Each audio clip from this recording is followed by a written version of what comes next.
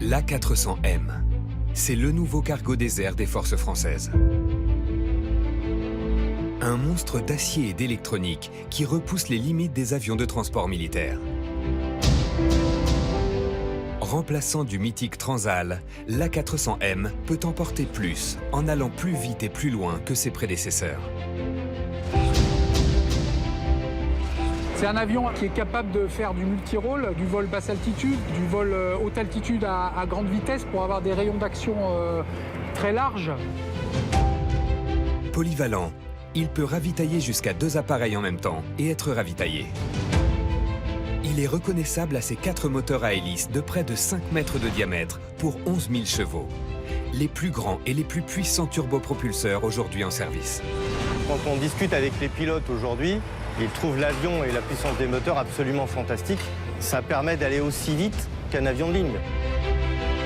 Herbe, glace, sable, l'A400M peut se poser presque partout, grâce à des trains d'atterrissage souples et très résistants. Il n'y a pas d'équivalent aujourd'hui. C'est le premier avion qui a été certifié selon des normes civiles, dans un premier temps, et qui ensuite est maintenant certifié et qualifié selon des normes militaires. Carbone tressé, titane obtenu par imprimante 3D. Ce bijou à plus de 100 millions d'euros pièce utilise les technologies les plus avancées. Avec ses pilotes, ses ingénieurs et ses mécaniciens, vous allez découvrir tous les secrets de fabrication de cette nouvelle star des airs, qui fascine le grand public comme les dirigeants politiques de premier ordre. Cet avion, ça a été l'ensemble du catalogue du Père Noël. On est parti sur un projet extrêmement ambitieux. Capable de se protéger des menaces et d'intervenir en milieu hostile, l'A400M a déjà fait ses preuves en Afrique et au Moyen-Orient.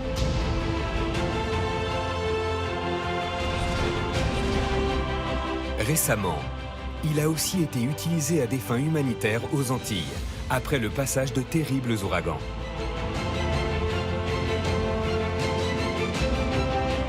Incontestablement, l'A400M a gagné le titre d'Airbus militaire de pointe.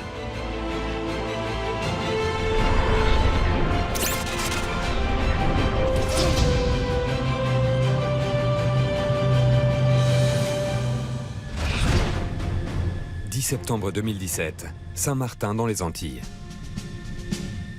L'île vient d'être ravagée par le pire ouragan de son histoire, Irma, et ses vents à plus de 300 km/h. La tempête est à peine retombée qu'un A400M de l'armée de l'air est déjà sur le tarmac pour apporter les premiers secours. L'urgence, c'est de venir en aide aux 75 000 habitants et touristes de l'île. Beaucoup ont tout perdu. Immédiatement, les soldats sortent de l'avion la marchandise présente en soute. Ah, y a un mec qui monte, voilà. Allô ? Le sergent-chef Freddy et ses hommes n'ont pas une seconde à perdre. Une fois le fret déchargé, ils doivent changer la version de la soute de l'A400M, c'est-à-dire sa configuration, pour en faire un avion de transport de passagers. Souvent, on va installer la version là. Concrètement, on a 54 places de part et d'autre. Et on va en rajouter 62 au milieu, là, 62 places, pour pouvoir accueillir les personnes avec leurs bagages. Vous allez voir, là, ça va être une fourmilière. Là. En quelques minutes, des structures métalliques légères sont installées et fixées. L'A400M devient un avion de transport de passagers, avec une centaine de sièges tout confort, ou presque. Là, vous avez la version avec les harnais, l'appui-tête et la ceinture 4.1, quoi, donc voilà. Version à combien? 96 on peut mettre. 96 personnes. Voilà. Il y a au moins un bébé, D'accord. une femme enceinte, 4 mois, D'accord. et il y a pas mal de petits-enfants. Ouais, ça marche. Allez, c'est parti. Vous mettez sur colonne et on va vous faire monter. Quelques instants plus tard, les passagers embarquent, pour certains impressionnés par la taille de l'A400M. Il y a peu, cette soute et ses 340 mètres cubes étaient remplis de fret. Désormais, on y trouve près de 100 personnes, y compris de très jeunes, avec tous leurs bagages.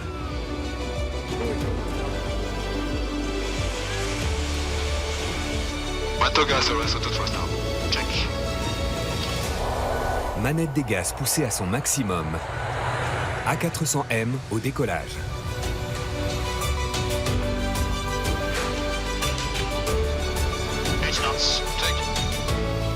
Les 4 turbopropulseurs tournent à plein régime. Ils arrachent du sol les 130 tonnes de l'A400M en à peine 1000 mètres. C'est un avion qui est très moderne.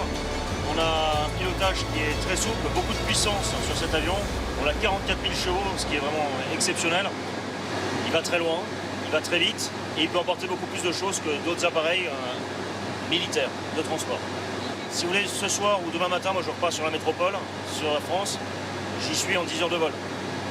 Ce qui est à peine moins qu'un avion civil. Après exactement 49 minutes de vol, le lieutenant-colonel Maxime atteint la Martinique. Cette fois-ci, il lui faut à peine 800 mètres pour immobiliser son A400M. Et c'est là l'une des particularités de cet avion. À l'atterrissage comme au décollage, il peut se contenter de pistes très courtes.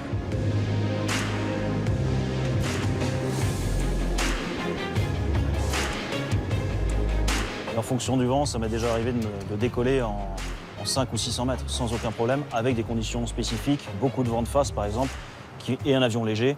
Mais 600 mètres, 700 mètres, c'est quasiment ridicule pour un avion de cette envergure et de cette masse. Ces performances sont le fruit de longues années de mise au point pour l'A400M. Un avion issu il y a plus de 20 ans d'une volonté commune des Européens. À l'époque, on ne parle pas encore d'A400M, mais d'ATF, Avion de transport futur, FLA en anglais. En 1994, au Salon aéronautique de Farnborough en Grande-Bretagne, une maquette grandeur nature du FLA est présentée pour la première fois. Les Européens se sont mis d'accord sur le fait qu'ils voulaient un avion qui soit en fait un peu hybride.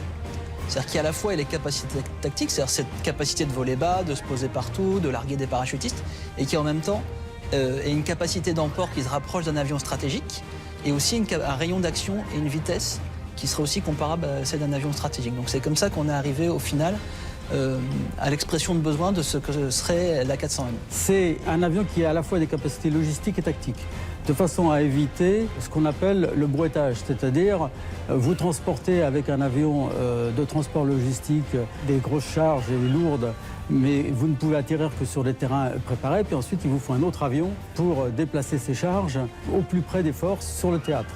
Donc avec cet avion A400M, en fait, on fait le travail en une seule fois. Les dimensions de ce nouvel avion sont fixées. Une soute de 4 mètres de large, presque autant de haut, pour plus de 17 mètres de long.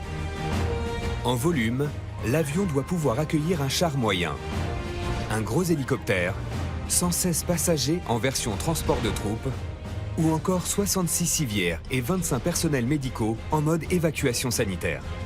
Par ailleurs, il doit être capable d'emporter plus de 30 tonnes de fret avec une autonomie de 4500 km. En 1999, le projet, désormais porté par Airbus, adopte son nom définitif, l'A400M. Et finalement, le MSN 001, le tout premier A400M sorti des chaînes d'assemblage de Séville, effectue son vol inaugural le 11 décembre 2009. J'étais à Séville au moment de la livraison de l'avion. Et c'est vrai que c'était beau, c'était impressionnant. C'était un avion d'une très grande complexité. En fait, cet avion, c'était non seulement un avion militaire prototype pour Airbus qui n'en avait jamais fabriqué, mais c'était un avion avec des moteurs prototypes, avec une électronique prototype, et pour des missions extrêmement vastes, puisqu'il devait faire tout le spectre des missions que peuvent faire les avions militaires. Aujourd'hui, le MSN 001 ne vole plus. Il est exposé à Toulouse. Malgré les surcoûts et les retards de livraison, le MSN 001 marque les esprits lors de son premier vol. Il concrétise un projet vieux de plus de 20 ans. Construire un avion aux capacités et aux dimensions inédites. Plus de 45 mètres de long et presque autant de large. Quant à l'extrémité de son empennage, à l'arrière, elle frôle les 15 mètres de haut.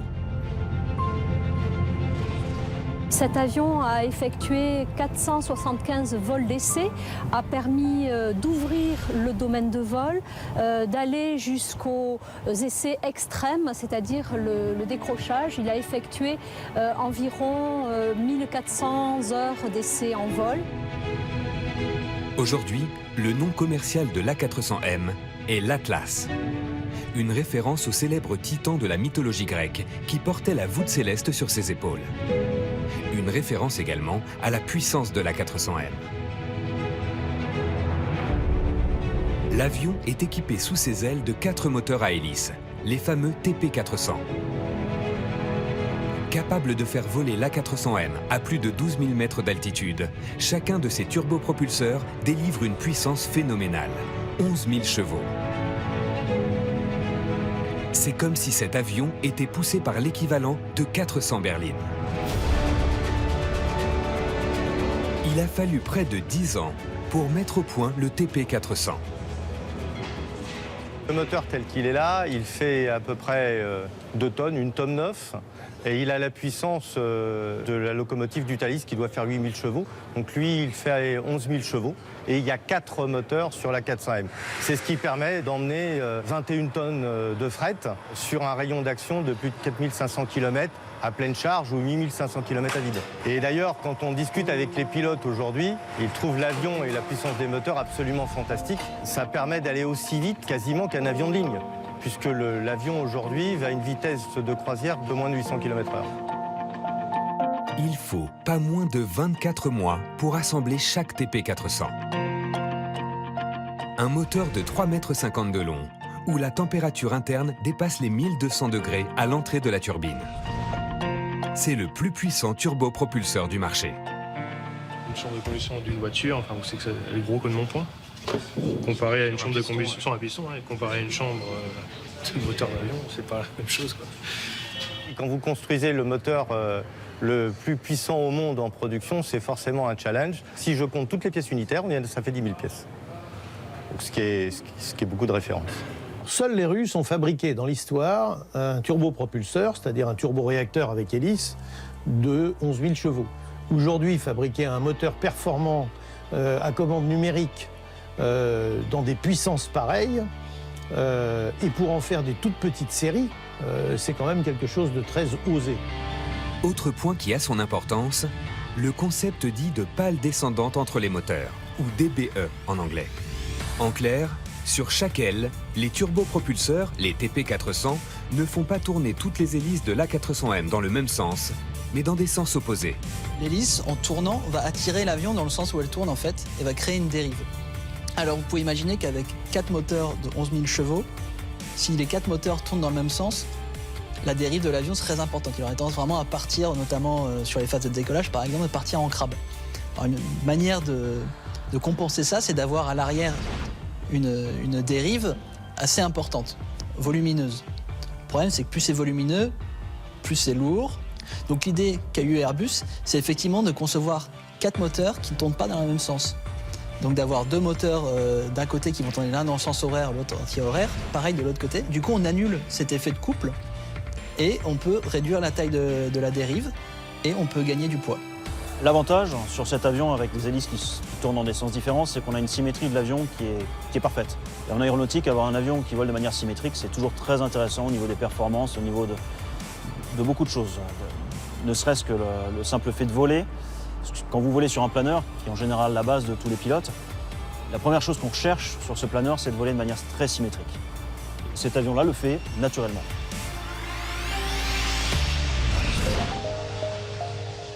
Pour l'A400M, direction Séville, sur le site d'Airbus. D'où une cinquantaine de ces géants des airs ont déjà été livrés à l'Allemagne, la Grande-Bretagne, l'Espagne, la Turquie, la Malaisie ou encore la France.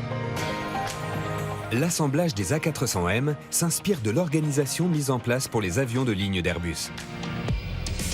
Ces gigantesques cargos, les Beluga, apportent des éléments d'A400M de toute l'Europe. Les pièces ainsi livrées peuvent peser plusieurs tonnes et atteindre 40 mètres de long pour les plus grandes. Le cockpit, la gouverne et les trains d'atterrissage sont made in France.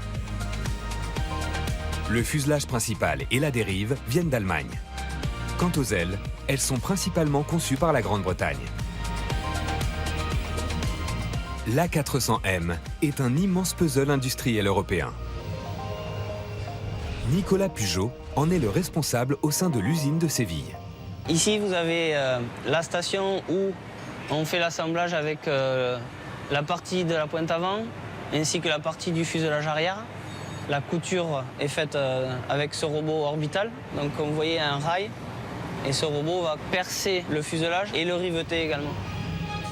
Étape délicate, la pose à l'arrière de l'avion du gigantesque empennage qui assure la stabilité en vol. Pratiquement 11 mètres de haut à lui seul. C'est d'ailleurs l'une des caractéristiques de l'A400M.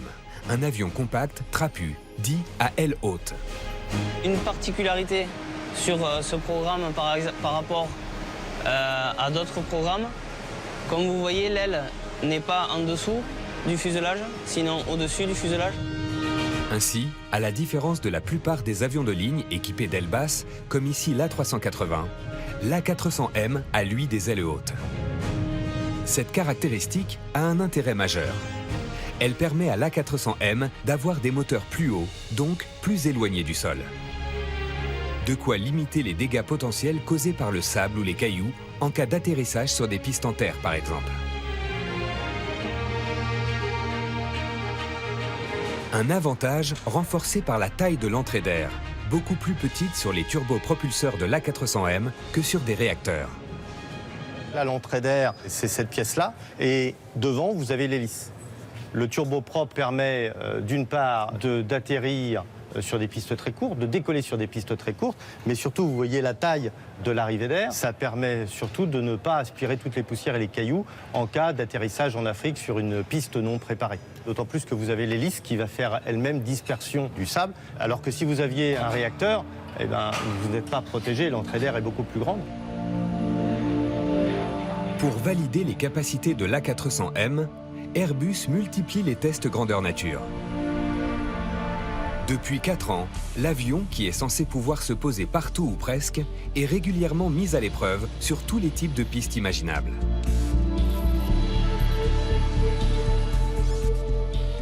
Les tarmacs des aéroports civils sont conçus pour accueillir des centaines, voire des milliers d'avions par jour, avec des avions qui se posent toutes les minutes. Là, on parle de pistes qui n'ont peut-être même pas été conçues du tout pour recevoir un avion. C'est-à-dire que dans certains cas, on peut imaginer des pistes qui sont aménagées rapidement avec les moyens, par exemple, des régiments du génie de l'air de l'armée de terre, mais il y a aussi des cas où on va demander peut-être à l'avion de se poser sur une piste qui n'aura pas été du tout préparée.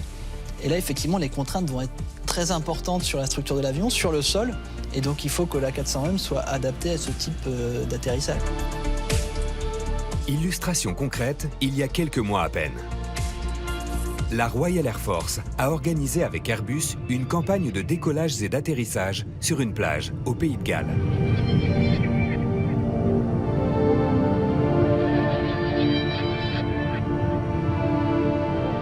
L'occasion de confirmer la capacité de l'A400M à poser ses 130 tonnes sur cette piste en sable.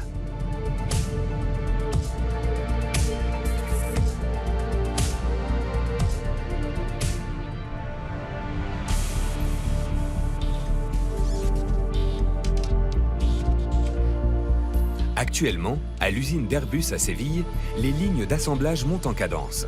Près de 15 A400M sont construits ici en parallèle. Il faut compter 6 mois pour assembler totalement un avion.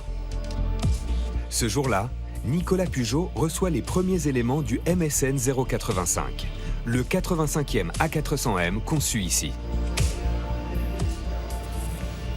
Cet avion-là, il est en phase de préparation. Vous avez ici les trains d'atterrissage. Ils sont en train d'installer les portes pour le train d'atterrissage de l'avant. Les trains d'atterrissage de l'A400M. C'est un des équipements qui souffre le plus, car cet avion de plus de 100 tonnes doit pouvoir décoller et atterrir sur des pistes parfois très sommaires. Dans une usine près de Paris, un ensemble complet de trains d'atterrissage d'A400M a été reconstitué grandeur nature. L'atterrisseur, il y en a un à gauche, un à droite. Et ce qu'on appelle une jambe, c'est cet ensemble ici, effectivement, là, que vous voyez ici. Donc, il se rapproche d'un atterrisseur série. Quelques particularités. Là, c'était une partie prototype, spécialement pour le banc. Donc, c'est tout ça, en fait. C'est tout cet ensemble amortisseur, composant intégré au milieu, toutes ces jambes et cette partie centrale, ce bras. Les freins, eux, sont situés juste sous les pneus, au niveau des jantes. Là, on est, je pense, c'est de largeur, c'est qu'on On remplit toute la roue, toute l'épaisseur de la roue et on a des disques carbone à l'intérieur, donc on a 30-40 cm. Bon, si vous avez une technologie frein carbone sur une voiture, en termes de diamètre, on peut être assez similaire, je pense, mais vous avez un seul disque. Avec de tels trains d'atterrissage, où chaque jambe, selon l'expression consacrée, a la capacité de bouger de manière indépendante, l'A400M parvient à amortir le relief de pistes très irrégulières. Il peut même s'immobiliser sur des terrains accidentés en dévers. Il faut imaginer qu'on a conçu le train un peu comme un 4x4. Donc effectivement, sur certains 4x4, on peut y avoir des variations entre l'axe des roues à l'avant à l'arrière. C'est un avion tout-terrain qui, en effet, c'est fait pour encaisser des chocs, pour des variations de terrain. Effectivement, la 400M doit pouvoir se poser sur des pistes qui ne sont pas forcément totalement plates. Autre test grandeur nature. L'A400M a validé sa capacité à atterrir, cette fois-ci sur une piste en herbe. Dans la Marne, à Écury-sur-Colle. C'est la première fois qu'on atterrit sur de l'herbe. Pour le pilote, le principal défi, c'est l'atterrissage. La zone prédéfinie est très petite, 100 mètres de long. Quand vous êtes au sol, ça paraît grand, mais quand vous approchez à plus de 200 km/h, ce n'est plus du tout le cas. Nos critères sont très stricts. On doit atterrir dans la zone prédéfinie, ni avant, ni après.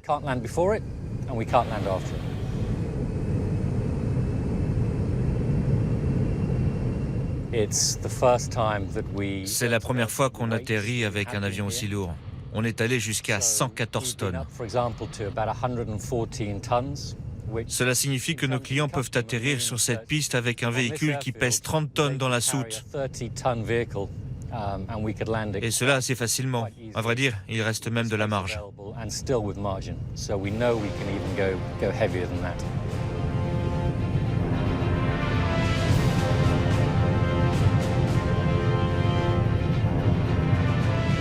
Les atterrissages et les décollages se sont multipliés pendant près d'un mois.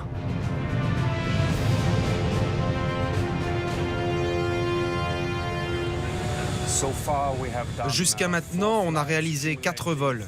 Nous avons cumulé 15 décollages et atterrissages. On a récolté de nombreuses données sur les performances de l'avion sur cette surface.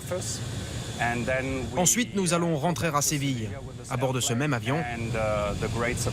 On va rapporter beaucoup d'informations qui seront analysées durant les semaines à venir afin d'obtenir de nouvelles certifications.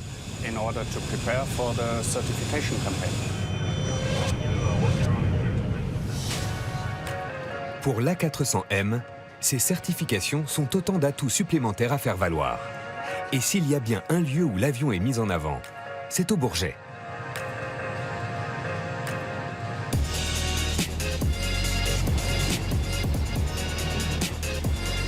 Tous les 2 ans est organisé ici le plus grand meeting aéronautique du monde. L'occasion de montrer aux acheteurs potentiels comme au grand public les meilleurs modèles du marché. Comme pour l'édition précédente, c'est un A400M qui a l'honneur d'inaugurer le salon, avec à bord un passager de marque, le président de la République française. À quelques centaines de mètres de là, sur le stand d'Airbus, on retrouve un autre A400M et un système d'artillerie lourde en pleine démonstration, avec à la manœuvre le sergent-chef Freddy. C'est bon, t'as écarté, t'as mis les cales à côté, t'as mis le frein de parc. Nickel. Avec son équipe, il s'apprête à montrer une étonnante capacité technique de l'A400M.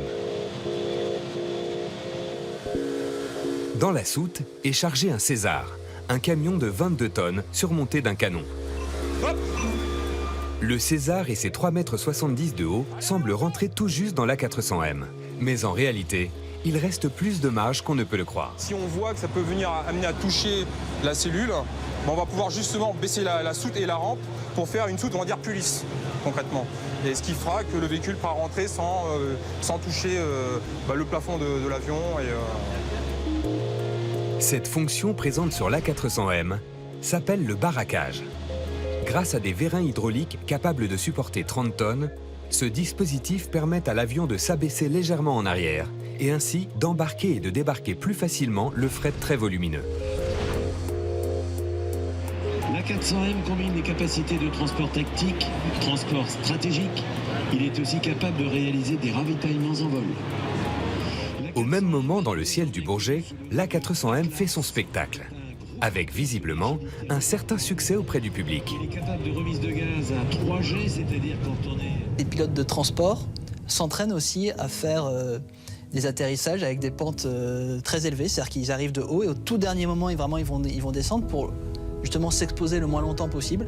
Et pareil pour les décollages, décoller et puis partir, les avions de chasse aussi le font, essayer de partir le plus vite possible en altitude. Vous avez aussi des capacités de freinage en descente qui sont nettement supérieures avec une hélice. Donc sur les terrains qui sont donc encaissés au milieu des montagnes, vous pouvez avoir des pentes d'approche beaucoup plus élevées avec une hélice qu'avec un turboréacteur. Ces hélices sont le fruit d'une longue mise au point.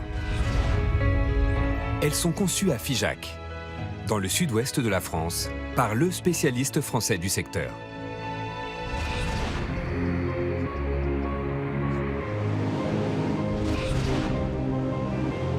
Chaque pale mesure plus de 2 mètres de long. La base métallique est appelée la tulipe. Le reste, c'est le longeron. Ces longerons en résine cuisent 3 heures dans des fours avant d'être sortis de leur moule. Ils sont alors minutieusement poncés pour éliminer la moindre imperfection. Étape clé, les pales passent entre les mains de ce robot, face auquel se trouve une machine circulaire de 4 mètres de diamètre, issue de l'industrie textile. C'est une tresseuse qui recouvre peu à peu les pales de fils de carbone entrelacés. Là, vous avez la tresseuse, le longeron est en place. Mon collègue va venir attacher la tresse avant de commencer à tresser intégralement la pale. Si vous voulez, vous avez plusieurs bobines qui tournent dans le sens horaire et l'autre partie dans le sens anti-horaire. Et donc qui viennent toutes se croiser. En fait, c'est comme une tresse simple avec des angles plus ou moins appropriés. Ainsi, chaque pale est recouverte successivement de 2 voire 3 couches de carbone tressé. De quoi renforcer la résistance des longerons, tout en préservant leur souplesse grâce aux propriétés du carbone.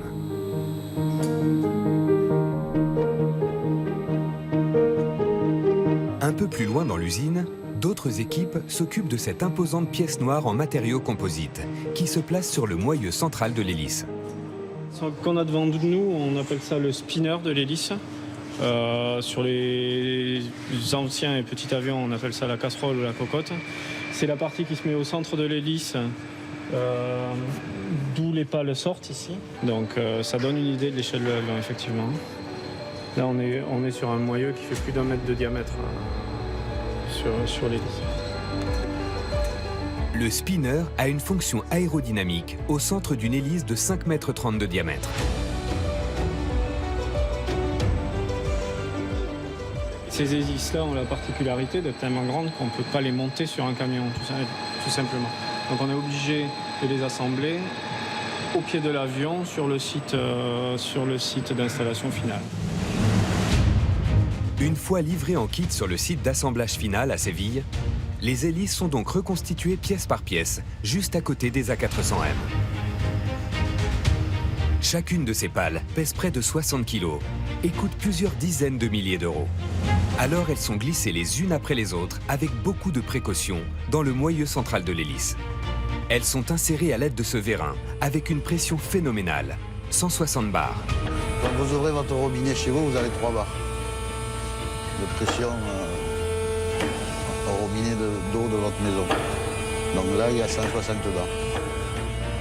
Cette pression très forte est indispensable pour fixer les pales des hélices. Sans cela, une fois en vol, les pales pourraient être déchiquetées du fait de la résistance de l'air.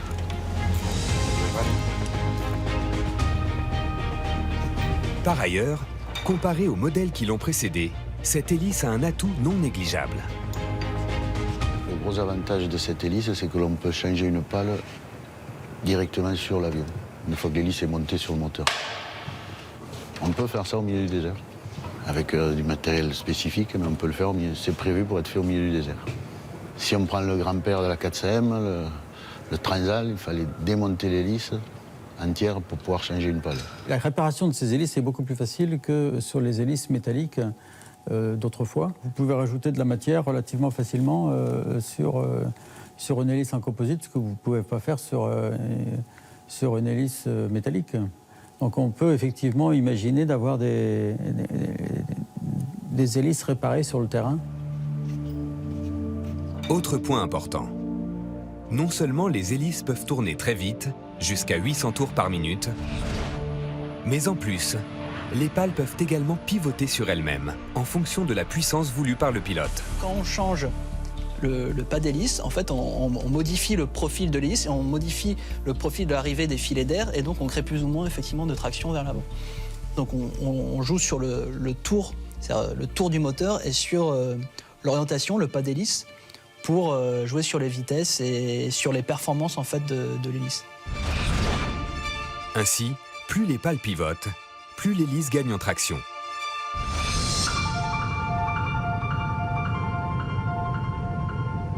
C'est un gros Airbus, donc on peut installer beaucoup d'installations d'essai à bord, on peut tout instrumenter. Et pour un ingénieur d'essai, c'est fondamental d'avoir accès à un maximum d'informations en temps réel. Alors que, par exemple, sur des avions comme des CASA, où on a beaucoup moins d'installations d'essai, beaucoup moins de place, c'est beaucoup moins facile d'avoir un jugement en temps réel. Du nord de l'Europe aux déserts les plus chauds, l'A400M a affronté les conditions les plus variées et les plus extrêmes possibles. De quoi également fixer les limites au-delà desquelles l'avion ne peut pas aller. L'armée de l'air a des spécialistes qui, en amont, seront capables d'aller sur un terrain, de dire non, là, l'avion ne pourra jamais se poser, malgré ses capacités. C'est trop boueux, le sable est trop meuble.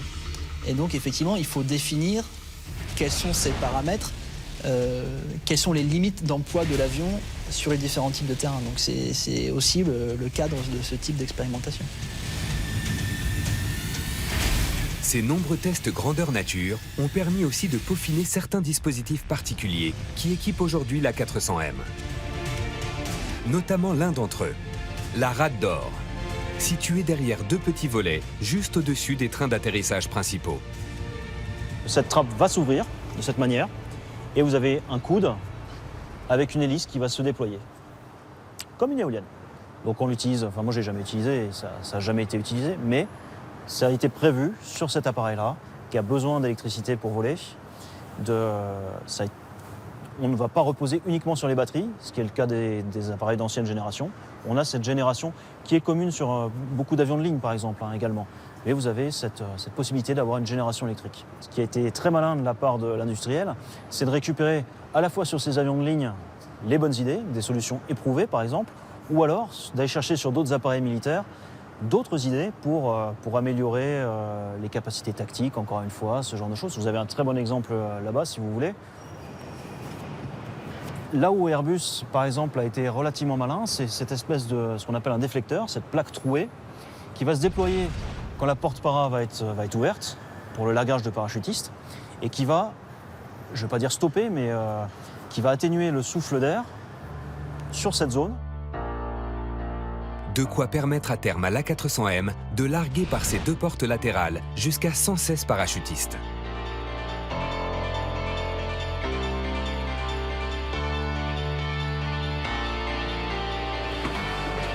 Récemment, Airbus a validé un autre équipement de l'A400M. On va avoir le vertige. Pour le voir, il ne faut pas hésiter à prendre de la hauteur, à 15 mètres du sol, dans les usines de Séville. Sur la pointe de l'aile, que vous voyez comme des champignons. Ça fait partie du détecteur de missiles aussi, donc c'est des radars. L'autoprotection. Avec ces radars, l'A400M peut détecter pratiquement tous les missiles à plusieurs kilomètres de distance. Les menaces sont quand même nombreuses. Il y a les menaces de type terroriste avec les missiles tirés du sol qui ont une faible portée, 3, 4, 5 km maximum. Et puis il y a quand même les menaces combat, c'est-à-dire un avion de combat qui va tirer un missile sur un avion de transport. Alors il faut que cet avion de transport, aujourd'hui, c'est nouveau quand même, soit en mesure de se protéger, sans être obligé d'être accompagné lui-même par des avions de combat capables d'assurer sa protection, etc., etc. Et c'est bien là la raison d'être des leurs. Des leurs conçus dans cette usine, dans le sud-ouest de la France. Sur un avion de combat, vous emmenez une quarantaine de leurres environ, voire une soixantaine. C'est un chiffre à garder en tête. Sur un A400M, c'est 700. Un avion, vous imaginez bien que ça décolle depuis le milieu du désert par des températures d'une cinquantaine de degrés, que ça va monter en altitude où il fait des températures de moins 50 à moins 60 degrés. Quel que soit l'environnement, il faut quand même que ça marche, que ça réponde aux exigences opérationnelles du premier au dernier jour. À la fin, c'est bien la survie de l'avion et la survie des équipages qui est en jeu, et il faut absolument que ça marche. Les leurs doivent protéger l'A400M, en particulier lorsqu'il est le plus exposé, au décollage, à l'atterrissage, mais aussi dans les phases de largage. Lorsqu'il largue les marchandises ou les hommes qu'il a largués, il a une certaine vitesse. Donc vitesse de l'ordre de 250 km/h et une altitude qui peut aller entre 250 et 300 mètres. C'est vraiment du rasement. Donc à ce moment-là, il est très très vulnérable. Et c'est à ce moment-là où on a besoin de le protéger, d'où l'intérêt des leurres que nous fabriquons. On est dans ces phases-là, on est assez exposé parce qu'il faut tenir, souvent il faut tenir un cap. On essaie de larguer un maximum de parachutistes sur une plus petite zone possible. Et là, effectivement, c'est intéressant d'avoir un système d'autoprotection qui va nous dire si on est visé, sachant que l'avion, en plus, n'est pas dans la meilleure situation pour, par exemple, faire ce qu'on appelle une manœuvre évasive, c'est-à-dire changer de cap rapidement. Quand on est en train de larguer des parachutistes, on ne peut pas le faire. On va procéder au tir des Lear 559. Mais les leurs, savants mélanges de poudre très inflammable, ne doivent pas endommager l'avion lorsqu'ils sont éjectés. Ils sont donc testés en recréant sur Terre les conditions identiques à celles de leur utilisation en vol. 3, 2, 1, top! Les leurs peuvent être déclenchés manuellement. Mais bien souvent, tout se fait de manière automatique, car la survie de l'avion se joue en quelques secondes.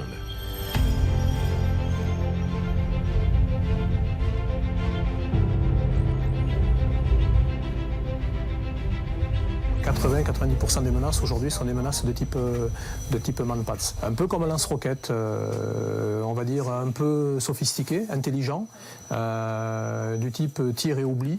Donc on vise, on tire et puis on laisse faire. Le missile, lui, ira vers la cible si jamais on ne fait pas ce qu'il faut. Et ce qu'il faut, c'est le leurrer. Un Manpads, c'est tiré en général à vue. Donc le missile va parcourir juste quelques centaines de mètres, c'est vraiment quelques secondes. Et donc il faut que le système soit capable de réagir très vite. Et donc c'est pour ça que ces systèmes sont en partie automatisés. Il y a des pilotes français qui m'ont expliqué que durant l'opération Barkhane, parfois ils ont vu leur système se déclencher tout seul, donc ils savaient qu'a priori ils avaient peut-être été visés. Le système s'est déclenché, mais eux n'ont jamais vu d'où venait la menace et n'ont jamais visuellement eu confirmation qu'effectivement ils étaient visés d'une façon ou d'une autre. Retour sur le tarmac de l'aéroport de Séville, où se prépare un événement peu fréquent. Un A400M, précisément le MSN 0062, est sur le point d'être livré à l'armée de l'air. Avant le départ de l'avion, les militaires le réceptionnent avec tous ses équipements. Là, on est en train de charger les différentes configurations optionnelles de l'avion. Ils sont rangés dans ces caisses, ce sont des palettes. Les grosses caisses noires que vous voyez là-bas, ce sont la version centrale de siège qui va nous permettre d'installer des passagers au centre de la soute, de mettre 2 rangées de sièges supplémentaires. Une fois chargées ces 9 palettes, pour un total de 34 tonnes, l'adjudant-chef Cyril procède à un dernier état des lieux de ce nouvel A400M.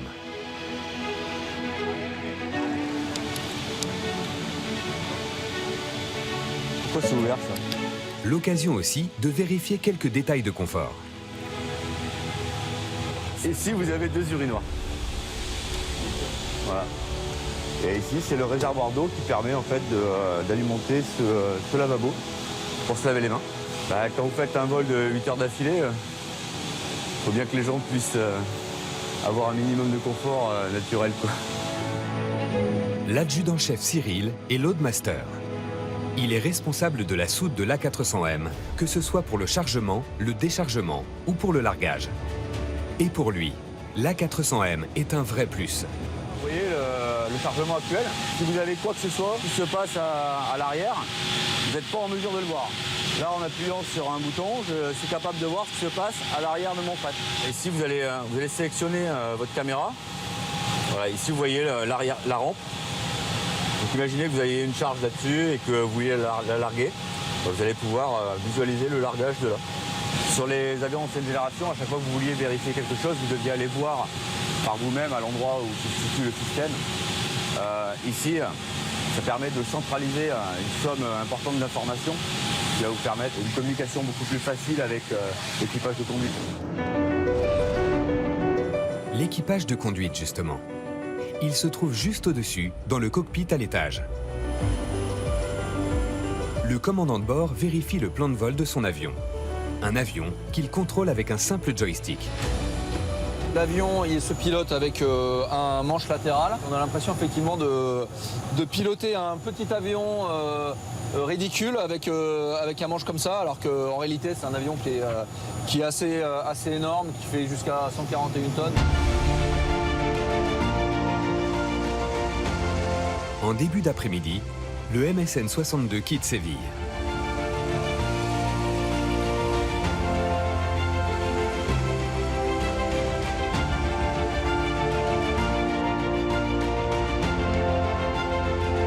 Direction la base aérienne 123 près d'Orléans, à près de 1600 km de là.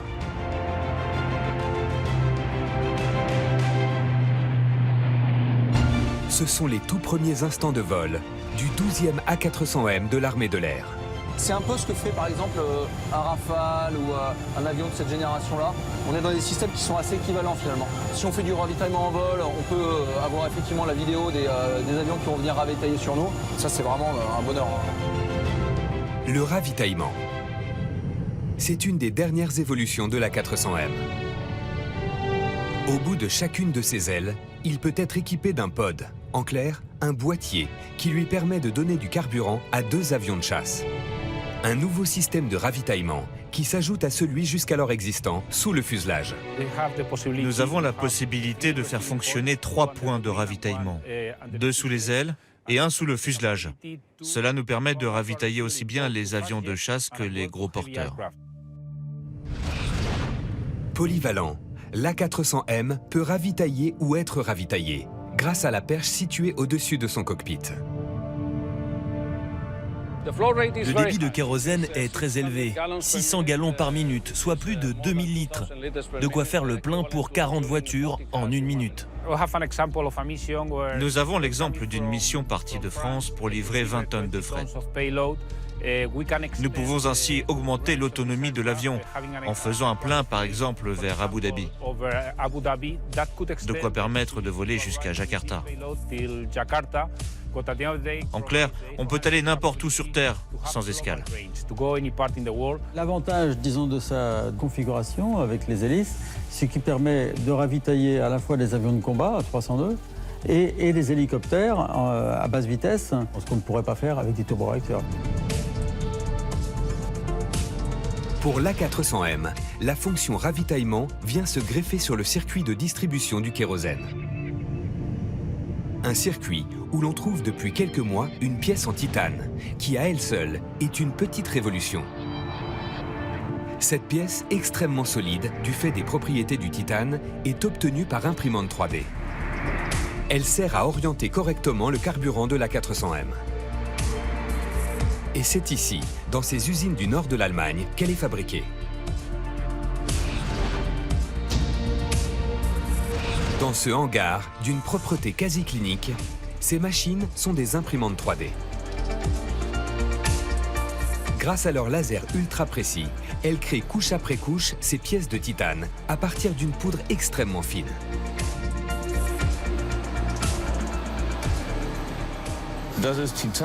C'est de la poudre de titane. Les grains mesurent de 20 à 65 microns. 20 à 65 micromètres, c'est vraiment très fin. Et attention, ça brûle la peau. Les pièces de titane sont intégralement imprimées en quelques heures seulement. Le procédé technologique a été validé industriellement après des années de recherche. L'impression 3D est aujourd'hui encore difficile à maîtriser. Mais lorsque c'est le cas, cela permet de réaliser des pièces avec des formes et une précision jusqu'ici quasiment impossibles à obtenir.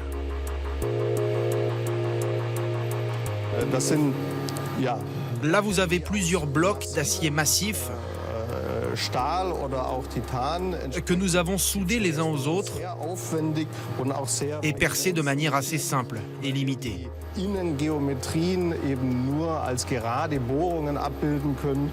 Et ici, avec cette pièce obtenue par impression 3D, c'est très différent.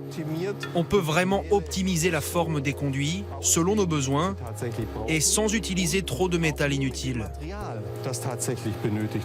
Ces deux pièces servent exactement à la même chose et elles ont les mêmes propriétés. Deux pièces aux propriétés identiques, sauf sur la balance. Prenons la version initiale, celle qui est usinée. Elle pèse plus de 2,5 kg. Comparons maintenant avec la pièce réalisée en impression 3D. On est autour de 0,8 kg. Ces différences paraissent peut-être anecdotiques, mais à la fin de la carrière d'un avion, cela peut faire gagner 300 000 tonnes de CO2. Et c'est bien là notre but. Consommer moins pour l'environnement, mais aussi pour faire des économies. L'A400M est l'un des premiers avions au monde à bénéficier de pièces obtenues par impression 3D. Une technologie très prometteuse et qui n'en est qu'à ses débuts. Après un peu plus de 2 heures de vol, le MSN 62 est maintenant sur le point d'atterrir à Orléans, la base arrière de tous les A400M de l'armée de l'air. Un nouvel appareil pour les forces françaises et une arrivée arrosée, comme le veut la tradition. J'ai toujours vu les avions se faire baptiser comme ça, que ce soit du plus petit au plus gros, que ce soit du chasseur ou de l'avion de transport. C'est comme l'arrivée d'un enfant sur une base, quoi. Avec ce nouvel avion, l'armée de l'air a désormais 12 A400M et même un 13e quelques jours plus tard avec l'arrivée d'un autre appareil. À terme, le pays en comptera 50. De quoi déployer quasi instantanément plus de 5000 hommes ou 1500 tonnes de fret n'importe où dans le monde. L'A400M est en train de transformer la façon dont l'armée de l'air travaille, parce qu'il faut imaginer qu'il transporte à peu près 2 fois plus qu'un Transal. Il va 2 fois plus vite et il va 2 fois plus loin.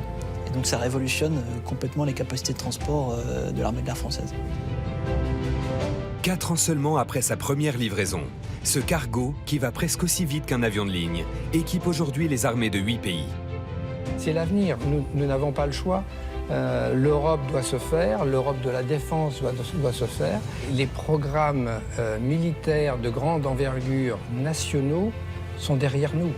L'A400M s'intègre à l'ensemble des forces. Il a plusieurs radios, plusieurs SATCOM qui nous permettent de se connecter avec des Rafales, avec des AWACS et avec d'autres systèmes des armées au sol. Donc avant, on a une aviation de chasse, une aviation de transport, maintenant on a une aviation de combat connectée entre elles. Pourquoi ne serait-il pas le PC de gestion et de management d'une flotte de drones lors d'une mission d'attaque, vous voyez, par exemple? Pourquoi ne serait-il pas aussi un avion utilisé pour la patrouille maritime? Pourquoi ne serait-il pas utilisé pour des missions d'attaque contre des éventuelles armes spatiales? L'A400M dessine à sa manière l'avenir de l'aéronautique militaire. Voilà ce qu'apporte l'A400M aujourd'hui pour l'armée de l'air. Moins de 30 ans après les premières esquisses, l'A400M est désormais opérationnel pour les armées qui l'utilisent. Opérationnel et multitâche. Cet avion cargo, aux performances de jet, est prêt à révolutionner les forces aériennes qui l'ont adopté.